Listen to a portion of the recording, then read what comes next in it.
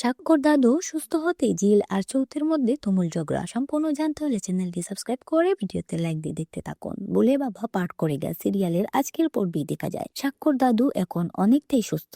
মাঝরাতে হঠাৎ তার ঘুম ভেঙে গেলে দাদু চোখের সামনে জিলকে দেখতে পায়, আর দাদু বলছে জিলের জন্মদিনেই আমাকে অসুস্থ হতে হলো, এতটাই খাবার নষ্ট হয়ে গেল আমার জন্য। সাক্ষ্য আর চৌথে যখন জিলকে খাওয়ার জন্য অনুরোধ করে তখন জিল উত্তর দেয় যে সে টেনশনের কারণে খেতে পারছে না। দাদু পাল্টা প্রশ্ন করেন, জিলের কিসের এত টেনশন? এই বুড়ো মানুষটা তো তাকে ভালোই বাসে না। জিল হাসি মুখে উত্তর দেয় যে দাদু তাকে ভালোবাসুক আর না বাসুক, জিল তাকে মন থেকে ভালোবাসে, সে চায় সবাই যেন সবসময় ভালো থাকে। জিল স্পষ্ট জানিয়ে দেয় দাদুকে একা রেখে সে কোথাও যাবে না, সে সাক্ষ্যকে আগে খেয়ে আসতে বলে যাতে পরে সে খেতে যেতে পারে। তখন চৌধুরী রেগে গিয়ে জিলকে জিজ্ঞেস করে জিল কি সবার সামনে পরিষ্কার করতে চাইছে যে চৌধুরী এই পরিবারের কেউ না? জিল হেসেই উত্তর দেয়, এতে লুকানোর কিছু নেই, চৌধুরী সত্যিই এই পরিবারের কেউ নয়। সে আরো যোগ করে, দাদুকে চৌধুরীর কাছে একা রেখে যেতে তার ভয় লাগছে, কারণ আগে এমন হয়েছে যে দাদুকে ভুল ওষুধ খাইয়ে জিলের নাম দেওয়ার চেষ্টা করা হয়েছে।